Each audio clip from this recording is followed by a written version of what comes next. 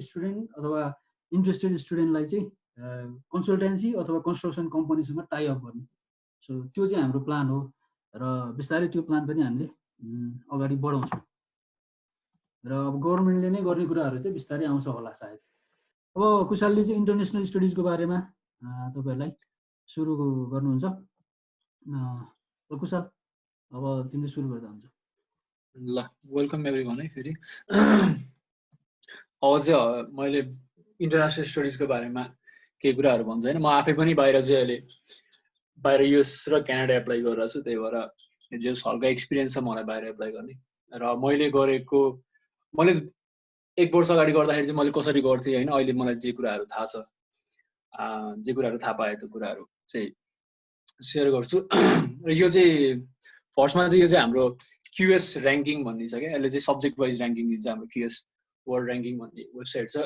यसले चाहिँ सब्जेक्ट अनुसार चाहिँ ऱ्याङ्किङ देखाउँछ क्या। अनि हाम्रो सिभिलको लागि चाहिँ कुन कुन कलेजेसहरू चाहिँ राम्रो रहेछ र कहाँ रहेछ त्यो म्याक्सिमम् कलेजहरू चाहिँ देखाउन खोजे हो होइन। युनाइटेड स्टेट्स, युके र नेदरल्यान्ड्सहरूमा छ धेरै छ। अहिले चाइनाको पनि कतिपय कलेजहरू माथि आइरहेछ। र यो चाहिँ युएसको चाहिँ टप कलेजेसहरू हो होइन। UC Berkeley, Urbana Champaign, Georgia Tech, Stanford. र यिनीहरूको ऱ्याङ्किङ चाहिँ जेनरली युएस न्युजले गर्छ र हामीले त्यसलाई नै चाहिँ जस बेसिस मानेर त्यसको यसको रेपुटेसन चाहिँ राम्रो छ क्या जस ऱ्याङ्किङ एक्ज्याक्ट दिनको लागि। र त्यस्तै अब मैले सर्च गर्दा यो पिपिटी बनाइराख्दाखेरि चाहिँ अब आफूले पढाए युनिभर्सिटी, त्रिभुवन युनिभर्सिटी चाहिँ कति ऱ्याङ्कमा पर्दो रहेछ भनेर जस खोज्न खोजेँ क्या। अनि खोज्दाखेरि चाहिँ नेपालको अब डेस्टिनेसनबाट खोज्दा नेपालको नामै रहने रहेछ क्या होइन। नेपालको नामै रहने रहेछ भने अब कसरी खोज्ने त भन्दाखेरि अब जस अरू साइटहरू हेरेँ होइन। अनि अरू साइटहरू हेर्दाखेरि चाहिँ अब यो त्यति भरपर्दो साइट त होइन, जस तर यसले ऱ्याङ्किङ चाहिँ दिएर रहेछ हाम्रो युनिभर्सिटीलाई। र चाहिँ अलमोस्ट 7500 ऱ्याङ्कमा रहेछ क्या हामी चाहिँ होइन। अब सबै ठुल्ठुलो देशहरू, ठुल्ठुलो इकोनोमीहरू चाहिँ को बेसिसै चाहिँ एउटा राम्रो एजुकेसन हो नि त होइन। त्यहाँको मान्छेहरू चाहिँ स्मार्ट नभइकन चाहिँ उनीहरू पक्कै पनि यत्रो प्रस्पर गर्न सक्दैन होला। त्यही भएर अब हाम्रो स्थिति चाहिँ यो छ। त्यही भएर यदि हामीसँग अप्सन छ भने चाहिँ अब नेपालमा के गर्न सकिँदैन भन्ने होइन, तर यदि अप्सन छ भने चाहिँ राम्रै ठाउँबाट पढ्न खोज्दा राम्रै हुन्छ। र त्यसको लागि चाहिँ अब के छ त, कहाँ डेस्टिनेसन छ र के गर्ने भनेर भन्छु होइन। र अब एमएसको लागि चाहिँ मास्टर अफ साइन्स भयो, एमएस भने कहाँ अप्सन छ हाम्रो होइन। नेपाल भयो, नेपालमा आइयु, पियु, आइयुको कुरा अघि चाहिँ अब US, Canada, Europe, Asia, Australia. अब एसियाको चाहिँ त्यति कुरा गर्दिनँ मैले र बाँकीहरूको चाहिँ कुरा गर्छु होइन। फर्स्टमा चाहिँ युएस र क्यानाडा चाहिँ किन चाहिँ सिभिलको लागि चाहिँ एकदम एट्र्याक्टिभ डेस्टिनेसन चाहिँ भइरहेछ भन्ने कुरामा चाहिँ बेसिकली अब जे पढ्ने जे गर्ने भए पनि हाम्रो मेन उद्देश्य भनेकै अब पैसा त कमाउनु पर्यो, एउटा राम्रो लाइफ जिउनको लागि। र बेस जस मिडियम स्यालेरी नै धेरै हाई छ क्या सिभिल इन्जिनियरको। अब नेपालको कन्टेक्स्टमा हेर्ने हो भने एभरेजमा ल धेरै कमायो भने 30-40,000 कमाउँला एउटा इन्जिनियरले मन्थ पर मन्थ। त्यो पनि अब 12 मन्थ्समा कति कमाउने भयो त, 3 लाख 4 लाख कमाउँछ होइन।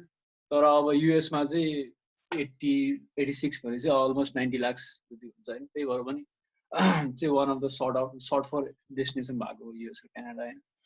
अब युएस र क्यानाडा जानको लागि चाहिँ एप्लाई गर्नको लागि चाहिँ हामीले के चाहिँ कुराहरूमा ध्यान दिनुपर्छ, के कुरा चाहिन्छ होइन। अब युएसको लागि जिआरई, ग्रेजुएट रेगुलर एक्जामिनेसन हुन्छ, त्यसको बारेमा फेरि पनि कुरा गर्छ हामीले, त्यो चाहिन्छ। क्यानाडाको लागि चाहिँ चाहिँदैन। टोफेल आइएल्स भएर इङ्ग्लिस प्रोफिसिएन्सी टेस्ट हो। र अब पर्टिकुलर युनिभर्सिटीको एप्लिकेसन फर्म हुन्छ, त्यो फिलअप गर्नु पर्यो। अर्को एउटा डकुमेन्ट भनेको स्टेटमेन्ट अफ पर्पस हुन्छ। स्टेटमेन्ट अफ पर्पस भनेको चाहिँ हामीले त्यो कलेजमा, त्यो युनिभर्सिटीमा चाहिँ त्यो पर्टिकुलर सब्जेक्ट चाहिँ किन पढ्न लागिरहेको त होइन। अब हाम्रो मेन टार्गेट चाहिँ के हो, हामी किन चाहिँ त्यो पर्टिकुलर सब्जेक्ट चाहिँ पर्स्यु गर्न लागिरहेको छ, आफ्नो एउटा स्टोरी भन्ने हो त्यसमा। र अर्को एलओआर्स 3टा सब्मिट गर्नुपर्ने हुन्छ हामीले। त्यो भने चाहिँ लेटर अफ रेकमेन्डेसन। युजली हाम्रो चाहिँ टिचर्सहरूबाट लिँदाखेरि राम्रो, भएन भने आफूले काम गरेर ठाउँबाट लिँदाखेरि पनि हुन्छ। जस उनीहरूले चाहिँ हाम्रो बारेमा राम्रो कुरा भनिदिनु पर्यो क्या। त्यही भएर यदि टिचर्सहरूसँग चाहिँ त्यति हाम्रो कनेक्सन छैन भने चाहिँ टिचरहरूसँग चाहिँ राम्रो कनेक्सन बनाइराख्दा राम्रो हुन्छ। र उनीहरूले गरेको कुनै प्रोजेक्ट छ भने त्यसमा हेल्प गर्दाखेरि राम्रो हुन्छ। अनि उनीहरूले हामीलाई राम्रो एलओआर लेख्न सक्छ होइन। मैले पनि आफ्नोमा चाहिँ बीमा चाहिँ जस डिफ्रेन्ट प्रोजेक्ट्सहरूमा र हाम्रो एक्जिबिसनहरू पनि थियो, अब क्लब्सहरू पनि थियो, त्यसमा पनि पार्टिसिपेट गरेको हुनाले चाहिँ मलाई राम्रै एलओआरहरू लेखिदिनु भएको सरहरूले। र पछि जस राम्रै युनिभर्सिटीबाट पनि एक्सेप्टेन्स आयो होइन। र अब अन्डर ग्रेडको ट्रान्सक्रिप्ट चाहिँ चाहिन्छ हामीलाई होइन। अनि अब एप्लाई गर्दाखेरि फुल अब हाम्रो डिग्री नै हातमा नआइसक्दाखेरि पनि प्रोभिजनल सर्टिफिकेटले पनि काम गर्छ। अब जिआरई, अब यसको लागि जिआरई चाहिँ अलिकति कम्पलसरी नै हुन्छ होइन। अब जिआरई चाहिँ कस्तो खालको इक्जाम हो भनेर हल्का ओभरभ्यू दिन्छु होइन।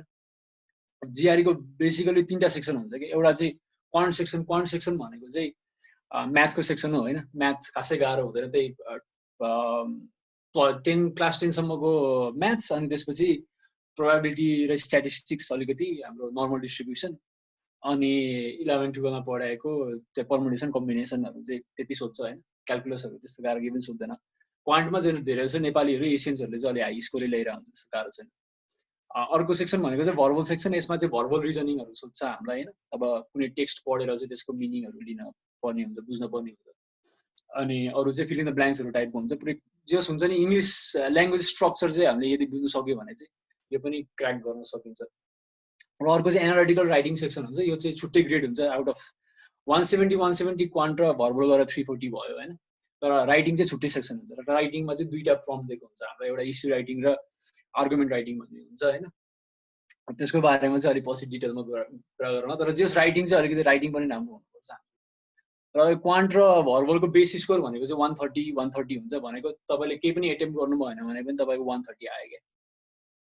र 40वटा क्वेसन हुन्छ, 40-40वटा क्वेसन हुन्छ। र 130बाट स्कोर इन्क्रिज हुँदै हुँदै 170सम्म पुग्छ इच सेक्सनमा। अनि त्यसरी चाहिँ हाम्रो 340 आउट अफ 340 चाहिँ मार्क्स स्कोर।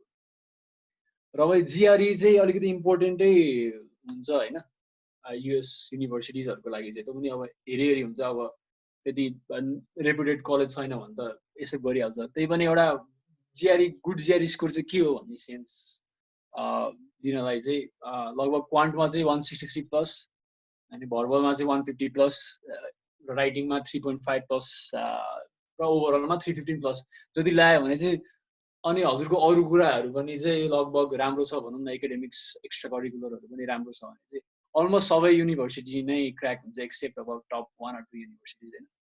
अब म अनि मेरो लगायत कतिपय साथीहरू पनि एप्लाई गरेछन् होइन। उनीहरूले अब हाम्रो चाहिँ कस्तो सोच हुन्छ भन्दाखेरि हामी चाहिँ अब नेपालबाट सानो देशबाट त्यति ठुल्ठुलो युनिभर्सिटीहरू चाहिँ हामी क्र्याक गर्न सक्दैनौँ होला भन्ने सोच हुन्छ। तर अब हामीले एप्लाई गर्दाखेरि चाहिँ लाइक वी आर सक के अब राम्रो कलेजहरूबाट पनि एडमिसन आयो क्या। अब टप 1 or 2 बाहेक चाहिँ। त्यही भएर त्यस्तो गाह्रो छैन। अब हामीले सक्छौँ भने जसले पनि सक्छ होइन। तर मेन इस्यु चाहिँ के हुन्छ भन्दाखेरि युएसमा चाहिँ फन्डिङ चाहिँ अलिकति गाह्रो हुन्छ कि। फन्डिङ चाहिँ राम्रो कलेजबाट चाहिँ गाह्रो हुन्छ। अब त्यो चाहिँ हामीले चोइस लिनुपर्छ। अब हाम्रो सबै कुरा राम्रो छ अनि हामीले चाहिँ टप युनिभर्सिटीमा एप्लाई गरे पनि हाम्रो अब कम्पिटिसन चाहिँ अझै अब आइआइटिज एनआइटिजहरूसँग हुन्छ होइन। त्यही भएर फन्डिङ पाउने चान्स गाह्रो हुन्छ, अलिक टफ हुन्छ। तर हाम्रो अब सबै कुरा राम्रो छ। अलिकति कम्प्रोमाइज युनिभर्सिटीको ऱ्याङ्किङ कम्प्रोमाइज राम्रो स्टुडेन्ट चाहिएको छ होइन। त्यही भएर अब जिआरई चाहिँ सबै कुरा चाहिँ होइन। तर जिआरई चाहिँ के गर्छ भन्दाखेरि first round of screening cut अफहरू पनि हुन्छ कलेज। जस्तो अब एमआइटीकै सबैमा 80th पर्सेन्टाइल ल्याउनुपर्छ। 80th पर्सेन्टाइल भनेको अब क्वान्टमा 165+, भर्बलमा 158+ ल्याउनुपर्छ, राइटिङमा 4.5 भने चाहिँ अलिकति टफै हुन्छ। त्यस्तै युनिभर्सिटी अनुसारको क्राइटेरिया हुन्छ र उनीहरूले स्क्रिनिङ गरिदिन्छ क्या, त्यसरी फालिदिन्छ। त्यही भएर भर्सक जिआरईमा चाहिँ अलिकति राम्रै ल्याउन खोज्दा राम्रै हुन्छ इम्प्रेसन। पर्सेप्सन चाहिँ राम्रो हुन्छ उनीहरूले जिआरई स्कोर। र अब जेनरली हाम्रो युएस र क्यानाडामा एप्लाई गर्दाखेरि चाहिँ अब क्यानाडामा चाहिँ 3टा काइन्ड अफ सेमेस्टर अथवा क्वार्टर भन्छ खालको सिस्टमहरू पनि हुन्छ होइन। तर युजली चाहिँ फल र स्प्रिङ सेमेस्टर भनेर हामीले छुट्याउँछ कि 2टा टाइममा एप्लाई गर्छौँ विदिन अ इयर। र फल सेमेस्टर चाहिँ लगभग अगस्तमा स्टार्ट हुन्छ र त्यसको डेडलाइन चाहिँ अगाडिको चाहिँ अघिल्लो वर्षको डिसेम्बरतिर हुन्छ। त्यही भएर यो डेडलाइन्सहरू चाहिँ अलिकति हामीले राख्नुपर्छ। किनभने यो 2 टाइपको चाहिँ डेडलाइन हुन्छ कि युनिभर्सिटीहरूको। एउटा चाहिँ स्कलरसिप पाउने डेडलाइन हुन्छ, एउटा चाहिँ यतिकै एडमिट पाउने मात्र डेडलाइन हुन्छ। र स्कलरसिप पाउने डेडलाइन पछि गर्दा पनि हुन्छ भनेर भन्छ कतिले होइन। अब तर म आफै पनि लाइभ इक्जाम्पल होइन। मैले चाहिँ विदिन डेडलाइन चाहिँ एप्लाई गरेको कारणले चाहिँ मैले त्यसबाट राम्रो युनिभर्सिटीबाट अलमोस्ट 50% स्कलरसिप पनि पाएको छु होइन। त्यही भएर डेडलाइनहरू चाहिँ अलिकति मिस गर्न हुँदैन। र अर्को भनेको चाहिँ वर्षको हामीले फल सेमेस्टर चाहिँ प्रिफर गर्छौँ क्या। फल सेमेस्टर प्रिफर गर्ने कारणहरू चाहिँ के भन्दाखेरि सबै कोर्सेसहरू चाहिँ एभाइलेबल हुन्छ क्या फल सेमेस्टरमा। स्प्रिङमा चाहिँ कतिपय टिचर्सहरूले चाहिँ अब रिसर्चहरूमा ध्यान दिने अनि नपढाउने त्यस्तो पनि हुन्छ, त्यही कारणले चाहिँ सबै कोर्सेसहरू नपाउन सक्छ। अर्को भनेको चाहिँ फलमा चाहिँ अब फन्डिङ पनि धेरै आउँछ क्या। फन्डिङ एक्सेप्ट हुने चाहिँ लगभग यो मार्च अप्रिलतिर फन्डिङ एक्सेप्ट हुन्छ भनेको कुनै पनि युनिभर्सिटीले चाहिँ युनिभर्सिटी अनि प्रोफेसरहरूले चाहिँ रिसर्च प्रपोजलहरू दिएको हुन्छ क्या अब गभर्मेन्ट इन्स्टिट्युसन र चाहिँ प्राइभेट एजेन्सिजहरूलाई। अनि त्यो एक्सेप्ट गर्ने चाहिँ धेरै जसो सिनारियो चाहिँ लगभग मार्च अप्रिलतिर हुन्छ। अनि त्यही बेला पनि त्यसैले पनि प्रोफेसरहरूले चाहिँ पछि तपाईँहरूले मेल गर्दाखेरि पनि मलाई मार्चमा एकपल्ट फलोअप गर्न, त्यति बेला मात्रै मलाई थाहा हुन्छ फन्डिङ आउँछ कि आउँदैन भनेको हुन्छ। त्यही भएर अलिक बढी चान्सेस चाहिँ हुन्छ फल सेमेस्टरमा। अनि अर्को भनेको चाहिँ के हुन्छ भन्दाखेरि युएसमा गइसकेपछि चाहिँ अब यतिकै फ्रेसर्सहरूलाई चाहिँ जब पाउन अलिकति गाह्रै हुन्छ कि। अनि त्यही भएर चाहिँ वर्षको हामीले इन्टर्नसिप गर्छौँ र इन्टर्नसिप गर्नको लागि चाहिँ उहाँको रुल चाहिँ के हुन्छ भन्दाखेरि मिनिमम 2 सेमेस्टर चाहिँ हामीले पढेको हुनुपर्छ युएसको युनिभर्सिटीबाट, नभए हामीलाई इन्टर्नसिप गर्न दिँदैन। हामीलाई जस्ट क्याम्पस अन क्याम्पस जबहरू मात्र गर्न दिन्छ क्या। अनि युएसको अर्को एउटा राम्रो सिस्टम चाहिँ के छ भन्दाखेरि समरमा चाहिँ लगभग 3 महिना बिदा हुन्छ क्या। त्यो चाहिँ ब्रेक हो सबैको लागि। कसैलाई रिसर्च गर्न मन छ अथवा केही गर्न मन छ त्यो चाहिँ हुन्छ नि एउटा आफ्नो नयाँ कुरा केही पर्स्यु गर्नको लागि। इभन हाई स्कुल्सदेखि नै चाहिँ समरमा बिदा हुन्छ क्या 3 महिना। अनि हामीले गर्ने भनेको चाहिँ त्यति 3 महिनामा इन्टर्नसिप हो। त्यो इन्टर्नसिपले गर्दाखेरि पनि हामीले पछि चाहिँ जबहरू पाउन सक्छौँ। अनि अर्को एडभान्टेज चाहिँ फल सेमेस्टरको के हुन्छ भन्दाखेरि H1B को लागि अब H1B भिजा भनेको चाहिँ कस्तो हो भन्दाखेरि हामीले चाहिँ युएस गइसकेपछि हाम्रो 5 वर्षको भिजा हानिदिएको हुन्छ। 2 वर्ष पढ्नको लागि भयो, 3 वर्ष चाहिँ हामीले काम गर्न पाउँछौँ कि। त्यसलाई चाहिँ ओपिटी भन्छ कि, ओपिटी एक्सटेन्सन। अब साइन्स टेक्नोलोजी इन्जिनियरिङ म्यानेजमेन्ट फिल्डकोले चाहिँ 2 वर्ष एक्सटेन्सन पाउँछ, त्यही भएर चाहिँ 3 इयर्स हुन्छ। नभए अरू फ्याकल्टीहरूले चाहिँ जम्मा 1 इयर्स मात्र काम गर्न पाउँछ। र आफ्टर 3 इयर्स चाहिँ हामीले H1B भिजाको लागि एप्लाई गर्नुपर्छ त्यहाँ काम गर्नको लागि। अन्त चाहिँ H1B भिजा एप्लाई गर्नको लागि चाहिँ फल सेमेस्टरमा चाहिँ पढेको मान्छेले चाहिँ पास आउट गरेर चाहिँ जेनरली मार्च अप्रिलतिर नै एप्लाई हुन्छ कि यो पनि फेरि H1B को फाइलिङ पनि। अनि त्यति बेला एप्लाई भएको हुनाले अब स्प्रिङमा हामीले चाहिँ पढेको छ भने जस्ट डिसेम्बरमा पास हुन्छ हामी। डिसेम्बरमा पास हुँदाखेरि अब एप्रिलमा चाहिँ कम्पनीले एप्लाई गर्नको लागि त हामीले जम्मा 3-4 महिना काम गरेको हुन्छ। अनि त्यो कम्पनीले हामीलाई त्यति ट्रस्ट गर्ला नगर्ला होइन 3 महिनामै, त्यो पनि एउटा चाहिँ अलिकति ट्रिकी सिचुएसन हुन्छ। त्यही भएर अगाडि नै हामी मेमै पास भयो भने चाहिँ अराउन्ड 7-8 मन्थ्स 9 मन्थ्स जति हामीलाई आफ्नो पर्फर्मेन्स देखाउने चान्स हुन्छ। त्यही भएर फल सेमेस्टर चाहिँ धेरै प्रिफर गर्छ होइन। अनि अर्को भनेको चाहिँ फाइनेन्सियल एड्सहरू चाहिँ हुन्छ होइन युएस युनिभर्सिटिजहरूमा। अब स्कलरसिप्स चाहिँ अलिकति रेयरै हुन्छ, 50% सम्म दिन्छ अब अलिकति हाई रेपुटेसन भएको कलेजहरूले र जोसँग फन्डिङहरू छ। र धेरै जसो फन्डिङ आउने भनेको चाहिँ एसिस्टेन्टसिपको रूपमा हुन्छ क्या। त्यो चाहिँ अब चाहे टिचिङ एसिस्टेन्टसिप हो, रिसर्च एसिस्टेन्टसिप हो वा ग्रेजुएट एसिस्टेन्टसिप हुन्छ। टिचिङ एसिस्टेन्टसिपमा चाहिँ हामीले जस्ट प्रोफेसरहरूलाई चाहिँ एसिस्ट गर्ने हो होइन। उनीहरूको जस्तै एसाइनमेन्ट्सहरू चाहिँ चेक गरिदिने स्टुडेन्ट्सहरूको, अनि कहिलेकाहीँ क्विजेसहरू बनाउने। अनि आरएको काम चाहिँ टिपिकल्ली अब प्रोफेसरसँग पेपरहरू पढ्ने, पेपरहरू पढेर अनि नयाँ रिसर्च के गर्न सकिन्छ भनेर उनीहरूसँग कोलाबरेट गर्ने हो।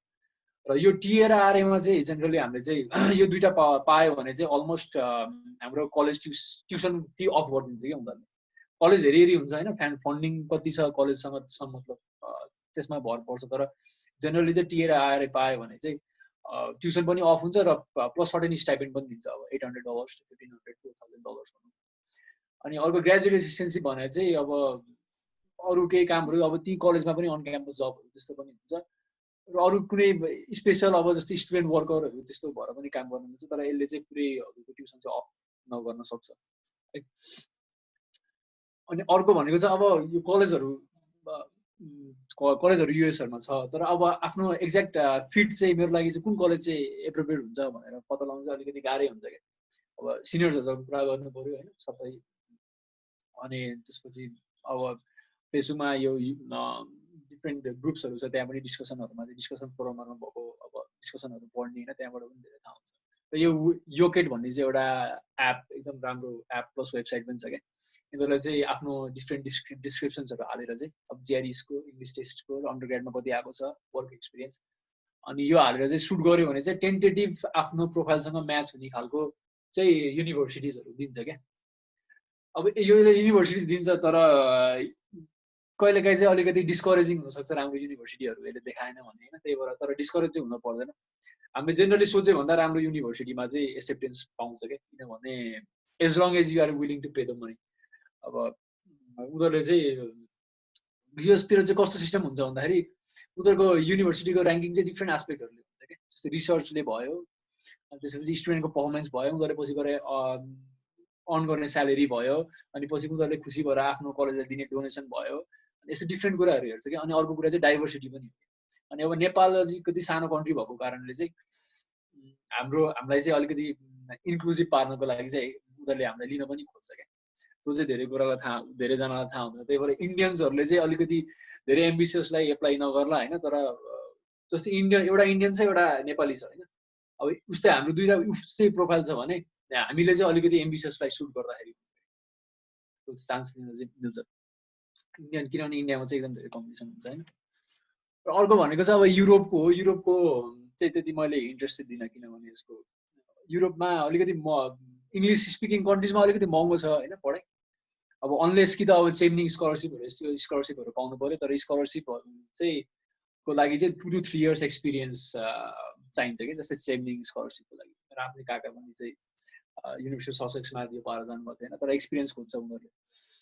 अनि अर्को चाहिँ अरू कलेज अरू देशहरूमा गयो भने चाहिँ अलिकति ल्याङ्ग्वेज ब्यारियर हुन्छ भनेर पनि मैले चाहिँ त्यति हेरेन। त्यही पनि एक्सप्लोर गर्दाखेरि हुन्छ, जस्तै जर्मनी नर्वेहरूमा चाहिँ अलमोस्ट एजुकेसन फ्री नै छ होइन, त्यही भएर त्यहाँ चाहिँ एडमिट पायो भने लगभग पैसा लाग्दैन भनौँ, लिभिङ कस्ट मात्र लाग्छ। र यसमा अब जिआरई पनि चाहिँदैन होइन, अरू सबै कुरा युएस र क्यानाडा जस्तै हो, तर जिआरई चाहिँ चाहिँदैन।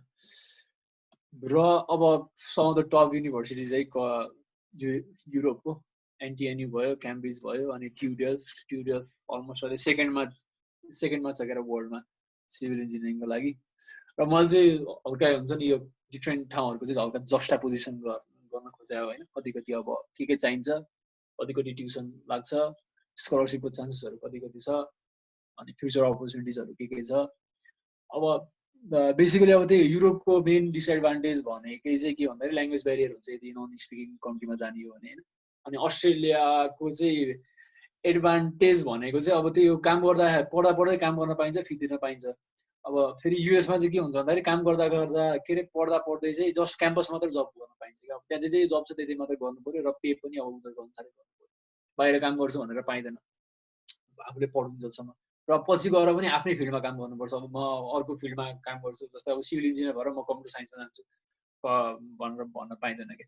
जे पढायो जे मेजर लिएर गरे हो त्यो नै गर्नुपर्छ। इभन त्यहाँको युएससिआइएसको डिपार्टमेन्टको मान्छेले पछि आएर जबमै चाहिँ इन्सपेक्सन गर्न पनि आउँछ क्या, त्यही भएर अलिक लास्टै स्ट्रिक्ट छ युएस चाहिँ।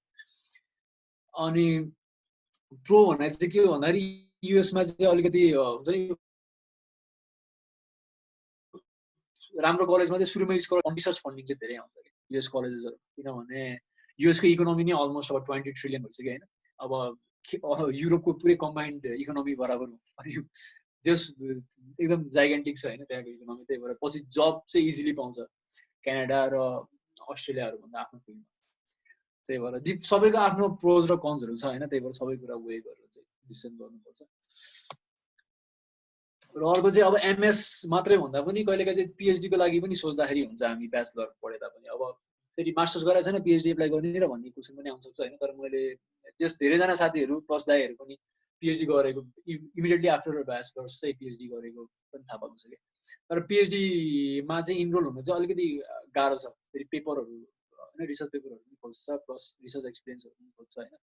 तर पिएचडी पाइसकेपछि चाहिँ के हुन्छ भन्दाखेरि लगभग पिएचडी पाएपछि you are going to study for free के, अनि उल्टै मन्थली स्टाइपेन्ड पनि दिन्छ।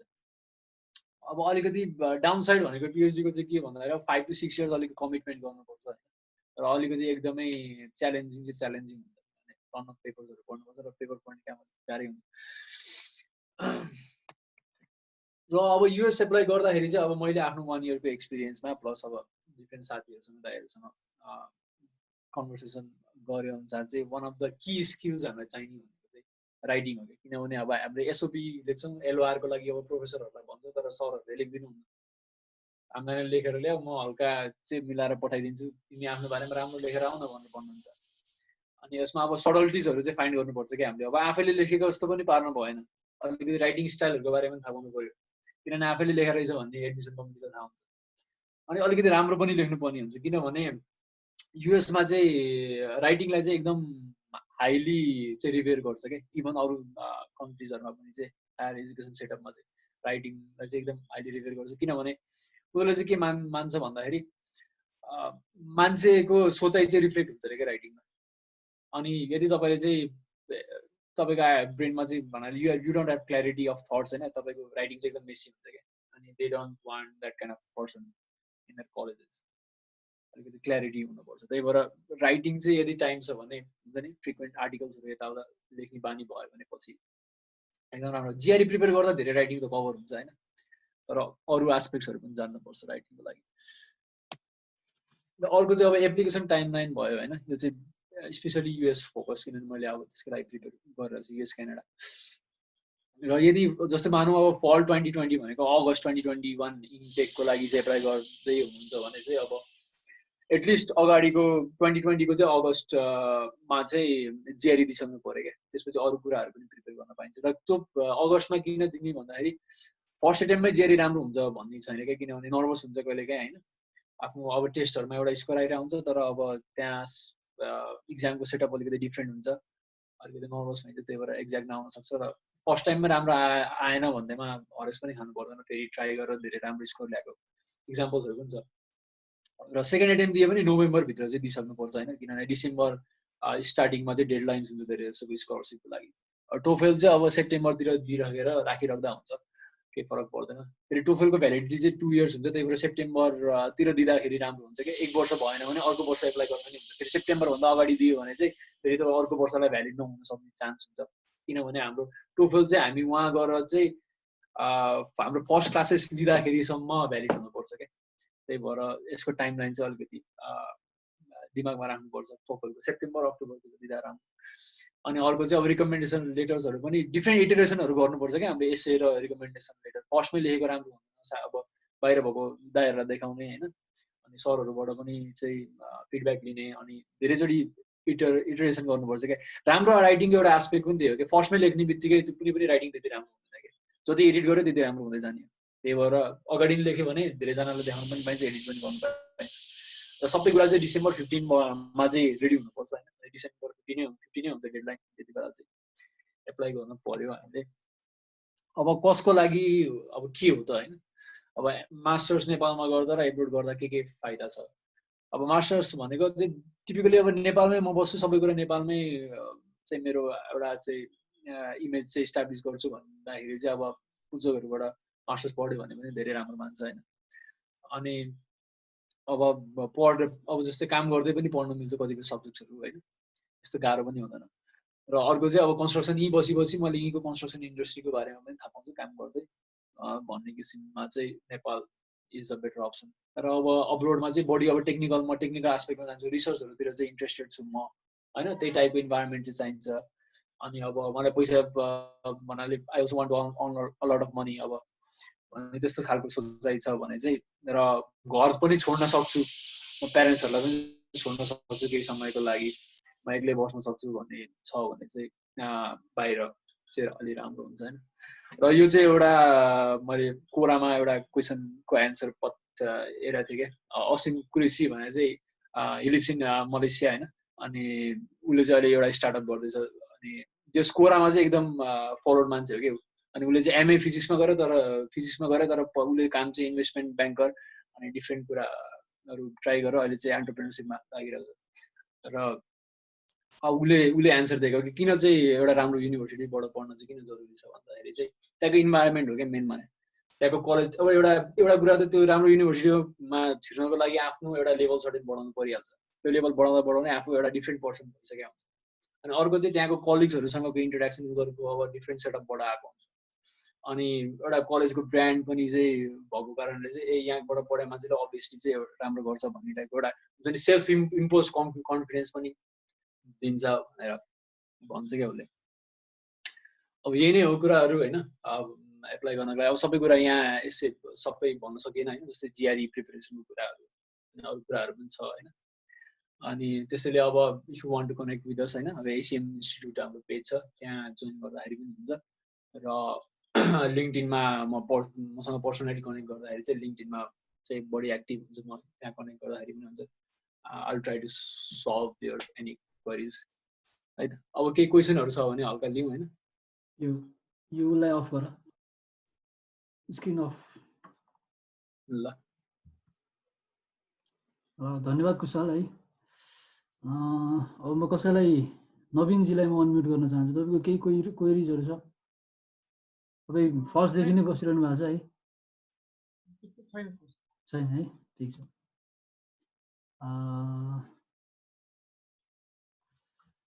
च्याटमा हेर्दाखेरि हुन्छ ओके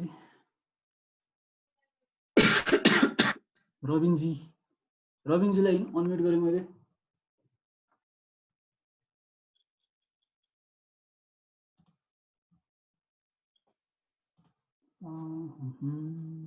अङ्कित आचार्य अब यो ऱ्यान्डम भइरहेछ है अङ्कितजीको केही छ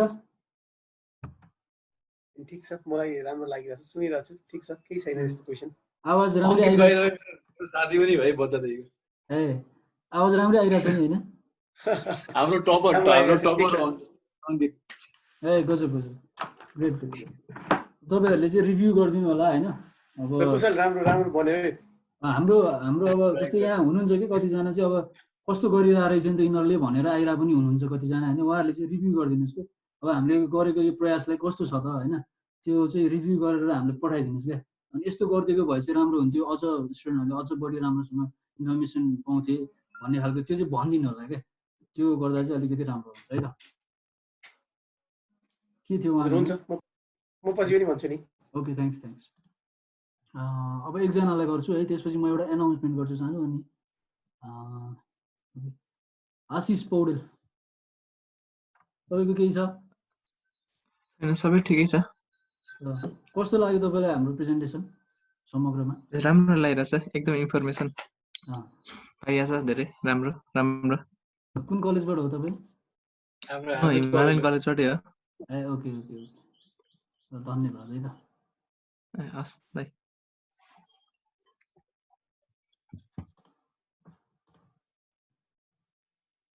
ओके अब अर्को एउटा कुरा भन्नुपर्दा अब हामीले यो सेसन गऱ्यौँ होइन अब अर्को लास्ट सेसन एउटा बाँकी छ शेखर चापाई आउनुहुन्छ है तपाईँहरू फेरि अब जोइन गर्नु होला बिस्तारै अलिकति अडियन्स घटेको हो कि जस्तो लागेको छ तर हामीले एक्सपेक्ट गरेको भन्दा चाहिँ एकदमै धेरै हो यो होइन अलिकति सुरुमा त टेक्निकल डिफिकल्टिज पनि आयो तैपनि हामीले सम्भव भएसम्म त्यसलाई न्यूनीकरण गर्ने प्रयास गऱ्यौँ अर्को एनाउन्समेन्ट गर्नु पर्दाखेरि कति मिनट चाहिँ कुशल हामीसँग मेरोमा देखेर छ 5 मिनट छ है अझ एक दुईवटा इन्ट्रोडक्सन गर्छु एनाउन्समेन्ट चाहिँ के भन्दाखेरि अर्को एउटा प्रोग्राम हामी गर्छौँ त्यसमा चाहिँ दुईवटा टपिक एउटा चाहिँ इन्टरनेसनल स्टुडेन्टहरू नेपालबाट गएका इन्टरनेसनल स्टुडेन्ट्सहरूले फेस गर्नु परेको कि उनीहरूलाई नै ल्याएर यसै गरी पालै पालो क्वेसन सोध्छौँ त्यसपछि विदेश गइसकेपछि के कुरा गर्नुपर्छ अनि विदेश जानुभन्दा अगाडि अझ जो गइसकेको छ उसलाई अझ बढी थाहा हुन्छ त्यहाँ गइसकेपछि कसरी सेटल हुने होइन त्यसपछि रिसर्चको बारेमा के छ अघि नै कुशालले कुरा गरे जस्तो होइन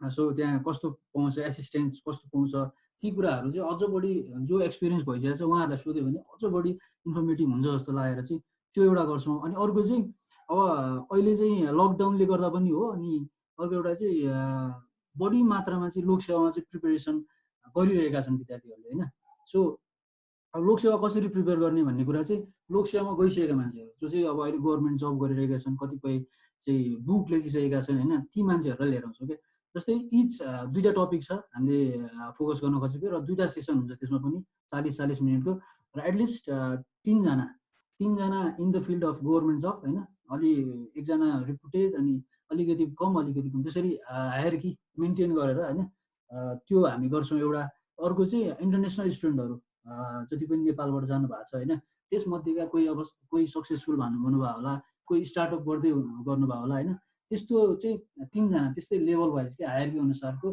छानेर चाहिँ हामीले उहाँहरूलाई ल्याउँछौँ त्यसपछि एकजना होस्ट हुन्छ होइन त्यही अनुसारले हामीले चाहिँ त्यो पनि प्लान गरेका छौँ त्यो पनि सायद यो विक होइन नेक्स्ट विक चाहिँ हामीले त्यो गर्छौँ त्यसमा पनि तपाईँहरूले पार्टिसिपेट गरिदिनु होला भन्ने मेरो तपाईँहरूलाई अनुरोध छ होइन र त्यो मलाई लाग्छ त्यो फ्रुटफुलै हुन्छ जस्तो लाग्छ लोकसेवामा पनि कसरी प्रिपेयर गर्ने होइन र बुकहरू कुन कुन पढ्दा राम्रो हुन्छ, जसले चाहिँ अब भोगिसकेको छ नि त त्यो मान्छेलाई चाहिँ ल्याएर चाहिँ तपाईँहरूलाई चाहिँ सुनाउन पायो भने अझ बढी इन्फर्मेसन चाहिँ फ्लो हुन्छ जस्तो लाग्छ।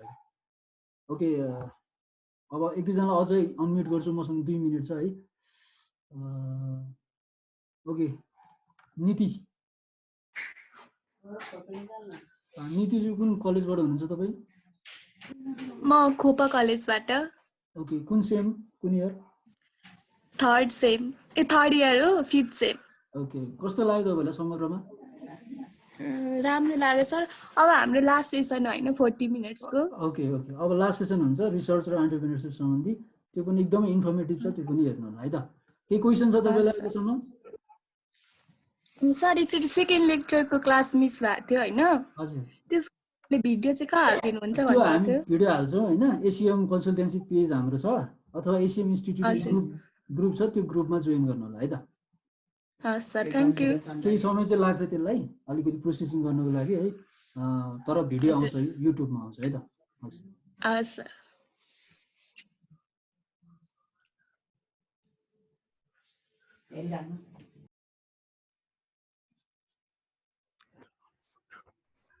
हेलो हेलो हेलो हेलो म कुशल। हेलो, भन्नुहोस्। म कुशल दाईलाई एउटा क्वेसन सोध्न चाहन्थेँ। हामीले गएर त पढिन्छ, अनि प्रोबेबिलिटी हाम्रो के हुन्छ भने यहाँबाट गएपछि उही सेटल हुने, उही बस्ने लाइफ, उही प्रोफेसनल लाइफ उही जिउने सोच हुन्छ। त्यसको लागि त अब H1B भिसा पाउन अराउन्ड 5 वर्ष एक्सटेन्ड लाग्छ। अझ त्यसपछि लाइक PR पाउन 10 वर्ष अराउन्ड युएसले लाग्छ, जहाँ कि जर्मनीलाई हाम्रो त्योभन्दा कम लाग्छ। अनि युएस अनि युकेमा चाहिँ हाम्रो टायर भिसा छ। सो मैले भन्न खोजेँ PR को प्रोबेबिलिटी हरेक युएस र युरोपमा के कस्तो छ त्यो अलिकति ब्रिफमा बताइदिनु न। युरोपमा चाहिँ अलिकति सजिलो छ जस्तो लाग्छ मलाई, किनभने युएस चाहिँ अलिकति एकदम रिफाइन्ड, उनीहरूको फिक्स्ड कोटा हुन्छ क्या होइन। अनि प्लस त्यहाँको इन्फ्लक्स पनि अलिक धेरै छ क्या, धेरैजना मान्छे गइरहेको हुन्छ नि त युएस, त्यही भएर अलिकति प्रोबेबिलिटी चाहिँ अलिक कम छ। लोटरी गरेर उनीहरूले लिनुपर्ने हुन्छ धेरैजनाबाट। हजुर, तपाईँको अहिले त अब युकेहरूले त पोइन्ट सिस्टम बनाएको छ, अस्ट्रेलिया जस्तै त्यति गाह्रो पनि छैन गएर। अहिले एकदम एजिङ पपुलेसन पनि भइरहेछ, उनीहरूलाई राम्रो यङ जेनेरेसन पनि चाहिएको छ, त्यही भएर युरोपतिर चाहिँ